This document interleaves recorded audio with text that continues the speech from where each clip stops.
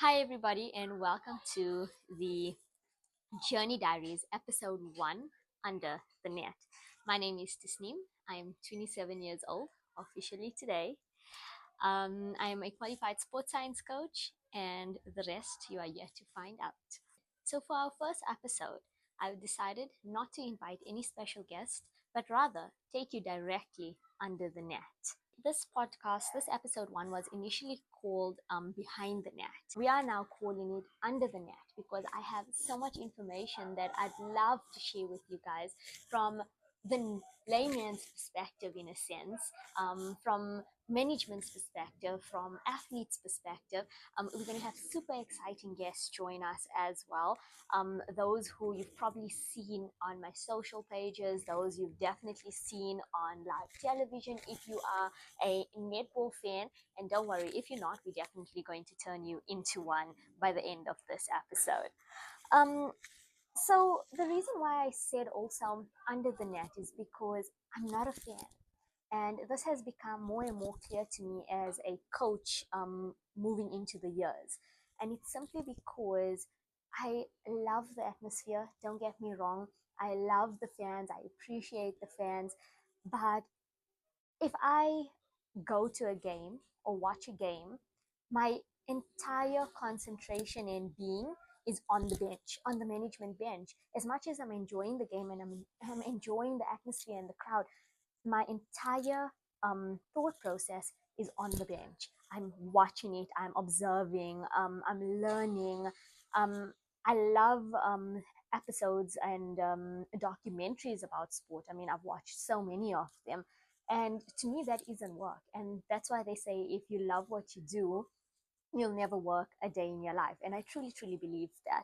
So, another reason why I've decided to do this podcast alone is simply because people always come up to you and say, "Oh, I know you," or "I've seen you on TV," or "I've seen you with this person." And, you know, for me and a lot of our athletes that don't get this exposure, people don't actually know us. So here's your people's opportunity to come and join us on the series and get to know us on a more personal level, in-depth level.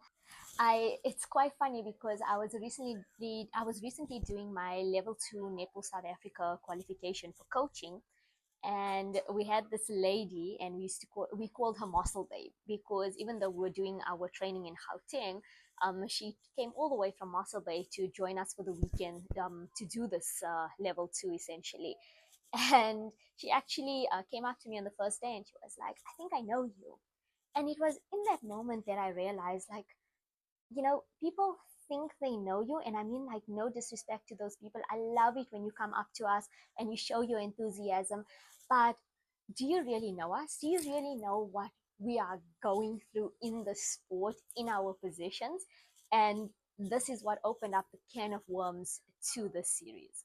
So I hope that gives you enough insight and engages you enough to keep on watching. Funny moment that happened to me. We went to go watch, my partner and I went to go watch our national squad play for the first time together against Malawi during the test series down at Ellis Park Arena. And I'm going as a fan now, right? I walk in and they strapping my band around my wrist. And the guy goes, "This isn't UJ and JNA or West Rand playing today." And I'm like, "Yeah, I know." And I have a lot of social anxiety. If you didn't know that about me, now you do. I prefer behind the camera. You'll know why in a bit as well. So at first I took it as, why is this guy telling me it's not a UJ game? And then I realized it's because he recognized me from being part of the UJ netball team. And it takes a while, or it took a while for me to adjust to this kind of, I wouldn't say attention, but communication from people or strangers that I don't know.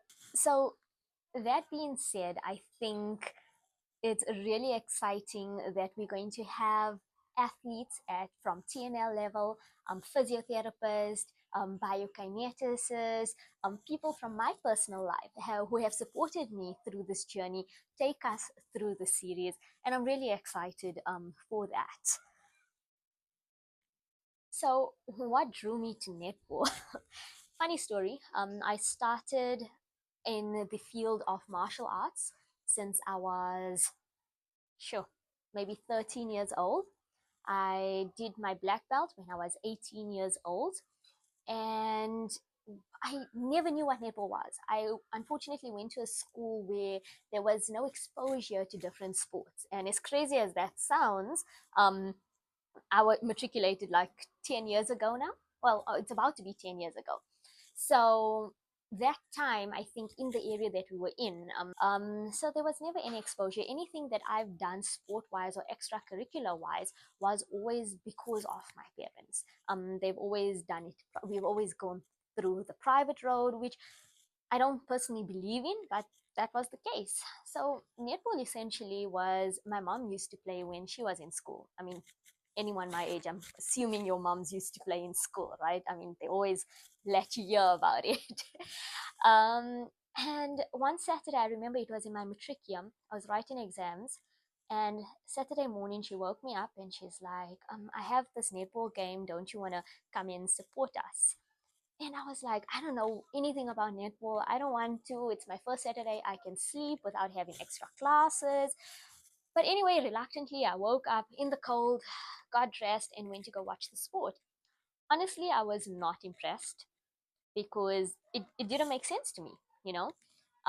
After that, I got up the following week and she was like, please come again. And I decided, you know what, my mom has always been there to support me in the different sports that I'm doing. Let me go and support her. And this was the intention that I went with.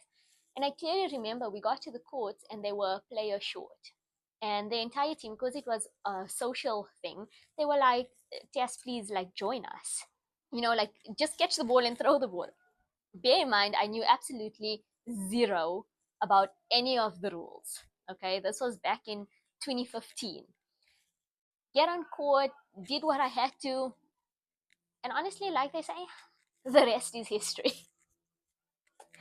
I would love to dive into more on the progress that I've made and how I actually got to the level that I am on, but we'll leave that for future episodes, most definitely.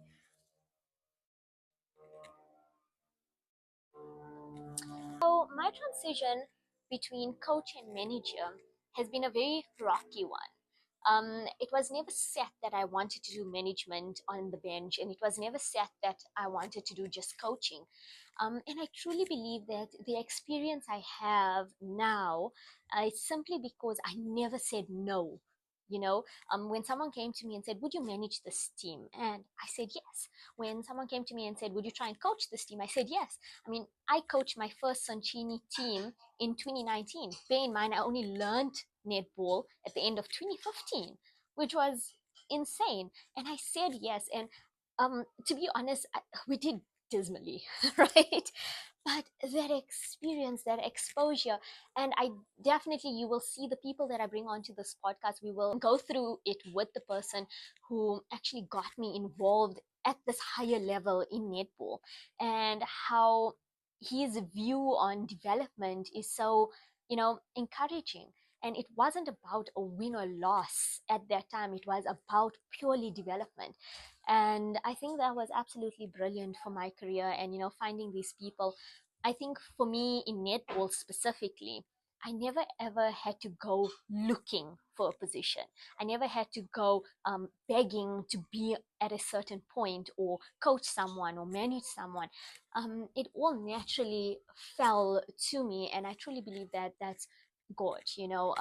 We can't you can't say that it's any other person. You can't say it's any other being. Yes, you have your support system and those people who love and support you, but at the end of the day, I truly believe to this day, anything netball that comes my way is God. And you'll hear as the stories go by how that is so true.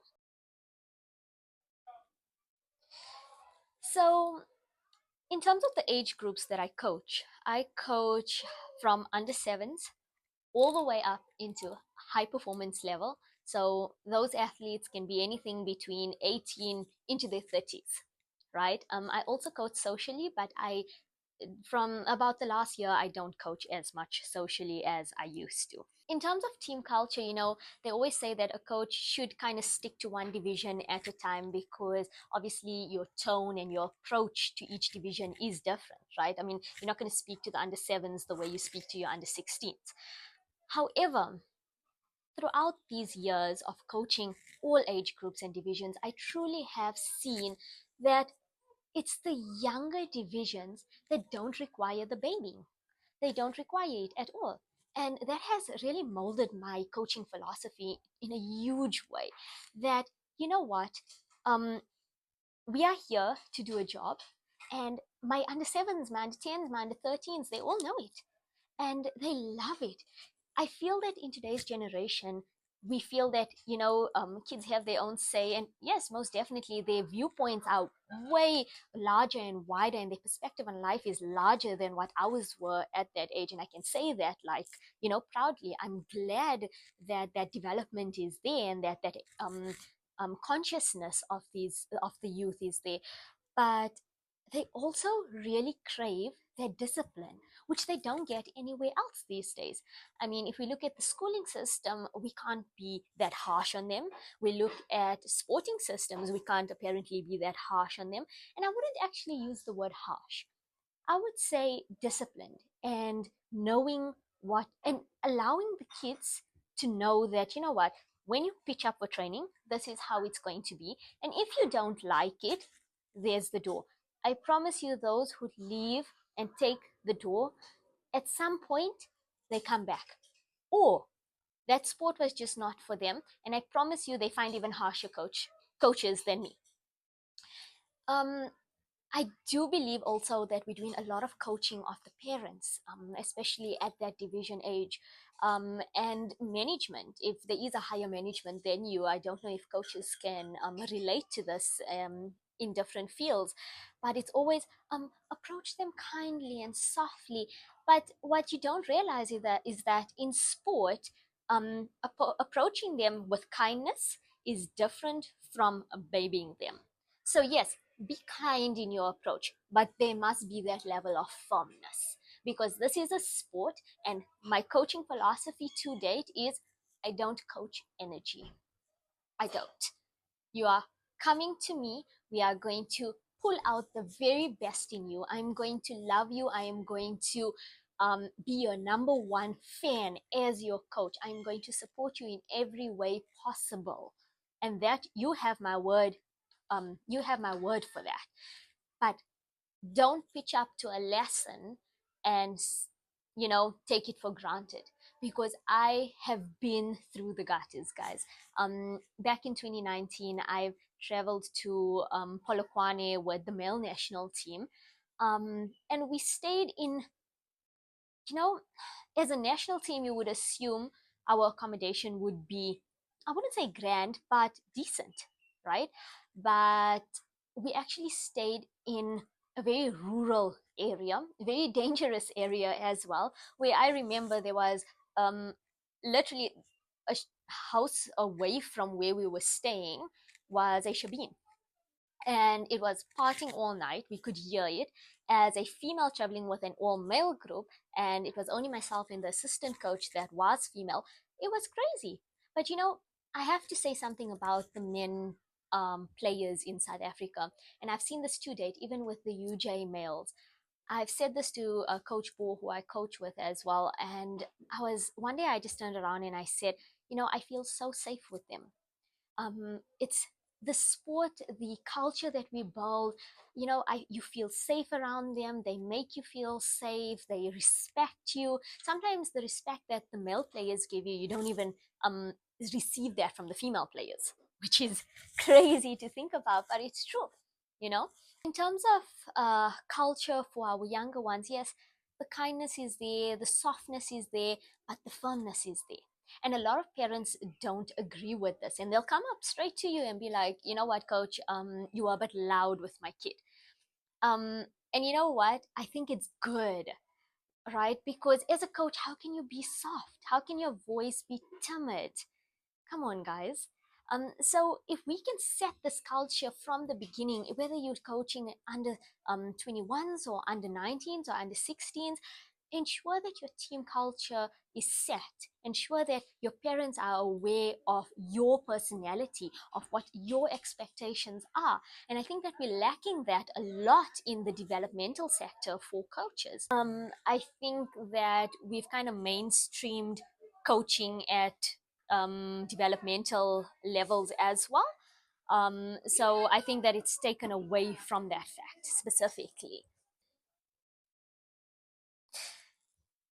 So, like I said, I coach with between under sevens all the way to high performance. I also manage. I manage from under sevens all the way up into high performance to a point where now I'm sitting on the bench of the Gauteng Golden Fireballs, which is a crazy story to me as to how I even got that position. Um, Again, God, most definitely. Um, but, for me, the biggest lesson that I've learned or taken away from the Gauteng Golden Fireballs management bench is this: don't take things personally. And it was something I had to learn really fast. And I learned it and I embraced it. And I feel that, you know what, within the last 2 years of sitting on that management, I have grown tremendously. And I'm super proud of myself. And it's so important for coaches not to be harsh on themselves for when they think of back in the day how they used to either carry themselves, how they used to talk, how they managed or dealt with a certain incident or player or a fellow management. I think that you have to give yourself grace. And if you don't give yourself that grace, that is when you start despising the sport, despising people within the sport as well. And that's a very dangerous section to be in as a coach and manager. So, how do I approach collaboration between physios, other coaches, other management? I would say that in my years of experience before I hit the high performance stage, I loved collaboration. I thought that it was the best thing ever because, I mean, people used to look at me and be like, how old are you? And it used to get to me at some point, but I really believe that collaboration has enhanced not just my coaching skills, but my people skills as well. However, on that point, the moment I entered the high performance sector, you you realize, or people tell you, I don't know if it's out of spite, but it's like people tell you, that one's out to get you, and like, boldly and proudly like use people by name. And it was crazy for me because I've just entered this space. Yes, I was probably the youngest in that space as well. But for you to come up and say, oh, watch out for that. Oh, they're taking advantage of you here. Or don't be so nice to this person. Or, that team, they like ABC. And it took me a while because obviously I'm new to this and I was hearing all these voices and I just thought that, maybe this is the culture. And I thought I was thrown into the shark tank here. When in actuality, when I think about it now and the way I've grown in it, I had to take a step back and be like, whoa, this isn't the shark tank. This isn't a shark tank at all. It's a mindset game. And the mindset is, you know what? I'm entering now this high performance section for this new season, and it's a fish tank, right? There's no sharks, no one's out to get you.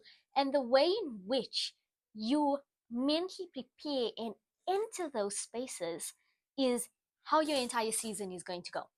And I'm testament to that from 2023 to 2024, 100%. So my advice to you is whichever space you're entering, whether it's a new school, a new club, or starting your own club, guys, the mindset as a coach sets the entire culture for that team. Your mindset as a manager sets your entire season. Are you going to be stressed out continuously? Are you going to feel like people are out to get you continuously? Or are you actually going to go there and be like, everyone is fish, everyone's equal, here's my chance, here's my shot, and this is my time?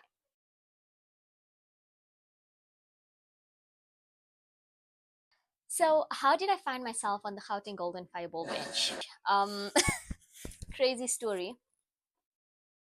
I'm not going to bore you with the details of the interview process and all of that and how I even got to that point. But I remember I was traveling to the States. I got back from the States and I went to go watch South Africa, and I don't even know who we were playing against. Some international team, to be honest. And I went because I wanted to spend time with my mom because I haven't seen her for 4 months. I spent time with another fellow coach that was coaching at my club as well. And I said, you know what? Let's go watch a game. It will be good for us to catch up at. And we go, and I'm watching, and like I said, all I could do was look at that bench. And I swear to you, my dad and my mom were sitting in front of us, or the benches in front of us. And I tapped my dad, and he turned around, and I was like, I'm going to be sitting on that bench one day. And throughout that entire game, all I remember was visualizing myself on that bench and how I would be reacting on that bench, what I would say. I honestly, I don't remember the game. I don't remember the players. I don't remember even who we were playing against. I just remember watching that bench. It was incredible. And for me, it's a matter of a visualization. Anything you want, you have to visualize it. You have to put it out there, leave it out there, and be bold about it. Who cares about your age? Who cares about your experience? That will all come. It will fall into place. And I truly believe I'm testament to that fact. I want to touch on that point. I want to say something about youth sports, specifically now in netball. The age gap has become tremendously young. If you're going to make it in a sport, and I've been seeing this pattern in many sports, if you're going to make it, apparently you have to be young, you know. And you have your few athletes here and there, your Simone Biles, your Bongi Msomi, who broke that mold in their 30s and are like, we competing at this level, right? I'm sorry, Simone Biles is like 27, my age. But anyway, you understand what I'm saying, because the shelf life apparently for these athletes, and specifically these female athletes, is a very young age. So I do want to say, even though we have these athletes who are breaking the mold at these older ages, right, or peaking at these older ages, I still believe that parents need to come together with the coaches at a young age, and this is school level, this is club level, and be like, this is where my daughter or my son wants to be, and how can we get them there. But guys, it's about time management. Unfortunately, I've seen this time and time again, where we see the talent, we just don't see the drive or the passion from and the commitment from the parents. Because no 13-year-old is going to say, no, I don't want to train, no, I don't want to go to the Olympics, no, I don't want to make a national team, no, I don't want to represent my country. It's literally the parents who I feel put this block, right? It's this mental block of school is more important, you need to finish your matric, and then afterwards do as you please, not realizing that at that point your matric year is your peaking year. You 18, 19, going into university, you need to make first team. So I do want to speak directly to parents here when it comes to time management, because I see it all the time. Um, so I speak directly to the parents here, and it's about time management. Please, you know, as a coach, I feel so disheartened, firstly, when you come to me and say, you know, my child has done ABC and I've taken away netball from her, and she can't come for training for the next 2 weeks. Now, do you realize that that is not a punishment? That is not a punishment. That is not a suitable punishment. Take away their cell phones, sure. I don't know what other in today's time or what we can actually take away from kids these days. um, but anyway, I'm not a parent, so I wouldn't know in that sense. But I do know, as a coach, I do know to not take away your kids' sport because they've misbehaved in some way. And they've misbehaved apparently outside of the sport. But why are you taking it out on the sport? Don't do that. Those 2 weeks that you say they grounded from netball or soccer or whatever it is, you are taking away development. You are taking away goodness. I mean, you know what? I appreciate and I respect a parent who comes up to me and says, Coach, my kid did A, B, C, D. How can we fix it within the team setting? Definitely, I will be on board. I am not condoning bad behavior from the kid. right? I am, please don't get me wrong, I am actually saying that there are better ways to address these behaviors. And sport is a brilliant way in doing it. Definitely, whether it's a team sport, an individual sport, that relationship between coach and athlete, people say, you only see them for an hour or 2 hours a day. And it's true. Maybe some people I only see maybe if like 4 times a week, like, I mean, 4 hours a week, sorry. But the impact that 4 hours has is tenfold the impact an educator who's been sitting 6 hours at the desk with that learner has on her life, because that hour is life skills. It's not just about sport, it's not just about rules and discipline. It's about how are you going to bring yourself from a point of loss to a point of a win. It's character building. That's all it is. It's character building. And we need that, especially in today's times. I truly believe that. So advice I would give is build resilience within yourself.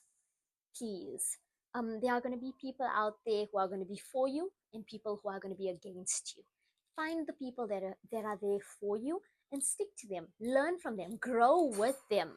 Right? Don't get stuck. Don't ever say no to opportunities. When it comes to obviously your mental health and taking on too much, yes, I completely understand that perspective. But don't say no to opportunity.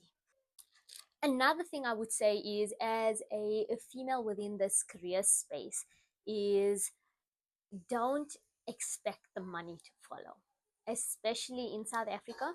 I can't talk for other countries. Yes, I have traveled to other countries within the sporting field, but not to an extent where I can say it's feasible or viable, for a certain lifestyle. So I would honestly say, be prepared for that. Go get a second degree, go get more qualifications. I have multiple qualifications, whether they're just certificates or courses. Do that. Find side hustles to keep you going. It's super, super important, right? And as harsh as that sounds, and as uninviting as that sounds, the good outweighs the bad because you are touching someone's life. I tell you, I've been coaching now for about 10 years, and I have players who started when they were under 7 with me, and they're now under 16. And it's amazing that I watch them, and whether I'm still coaching them or not coaching them, when they come up to you or they message you afterwards and they're like, Coach, I remember your words, or Coach, I was thinking about this and what you said before. And those words mean so much to them, and it's so important, and it's such a privilege to do this work, most definitely.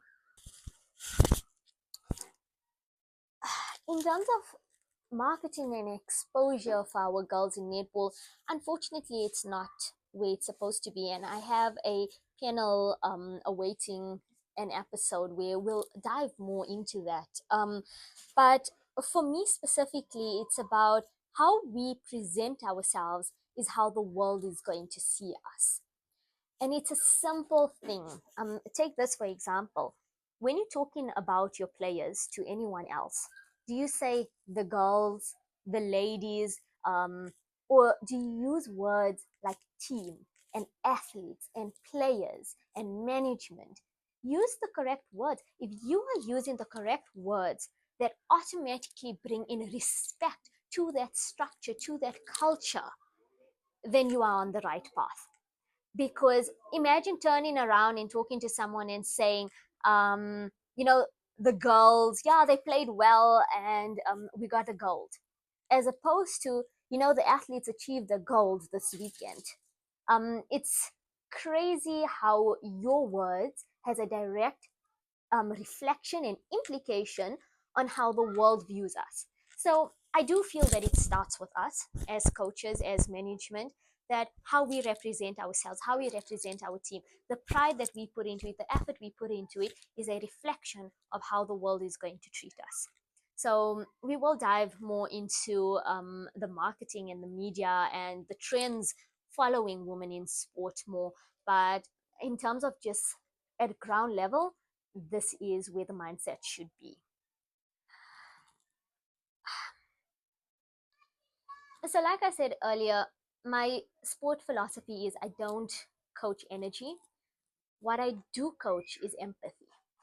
And there's a huge difference. And I feel that this is a life lesson for anyone, whether you are in the corporate environment or sport environment, school, secular, wherever you are in life, creative field, um, teaching empathy is one of the biggest things. And how does empathy look in sport? Let me tell you, when a player has an off day or isn't performing well, right? Do you as a coach go to her or him and say, I'm going to give you more drills, you need to go practice more at home, you need to back up, everything is the team is counting on you, I'm counting on you? Or does empathy look like, when you see that happening and you see a pattern in regression in training, do you actually turn around and go to that player and say, is everything okay outside of the sport? 9 out of 10 times, it's not her diet, it's not her training, it's not her physical well-being, it's not even her mental well-being, or the pressure in the sport. It's 9 out of 10 times it's something outside the sport. And that's the difference between not coaching energy but coaching empathy. So I think that holistically, whether you're coaching under sevens, under 16s, all the way to high performance, and trust me, when you get to high performance, your empathy needs to be coached way more than what you're actually coaching regarding skills. It's quite crazy, but I think it's beautiful. I mean, you get to touch a life like that. The privilege is amazing. Um, you know, the athletes become this extended family of yours. But here's the catch to it: there are boundaries. For me personally, a philosophy that I've always stuck with is, I will always be kind to you, I'll always be there for you, I will always be your friend to talk to in that way. But the boundary is, I will not hang out with you on a Saturday night. I will not invite you over to my home. I will, okay, so I don't drink at all, but what I've seen recently, the trend is management, whether it's coaches, managers, whoever is managing a specific team, go out and drink with them. Um, for me, that is boundaries that I believe should never be crossed. The level of respect just reduces. The level of your coaching actually reduces as well, because yes, they should see you as someone they are safe around and you can who they can come and confide in. But at what level, in what space, in with what tone and style and energy? And I feel that a lot of coaches and managers do lack this, whether it be in the high performance stage or even in the developmental stages. I've seen this happen with not just athletes, but with parents and coaches, and how they'll just hang out on the weekend kind of thing. And obviously, the relationships in that are different everywhere. But if you want to maintain your team culture and pull out the best from them, whether it be your players and your parents, that is it's very, very important to set those boundaries. And that's essentially wrapping up today's series. Thank you guys so much for watching and staying with us. Don't forget to like and follow. Don't forget to follow us on our socials. You can catch some behind the scenes content, as well as please try and guess who is our first guest of the series. Bye for now.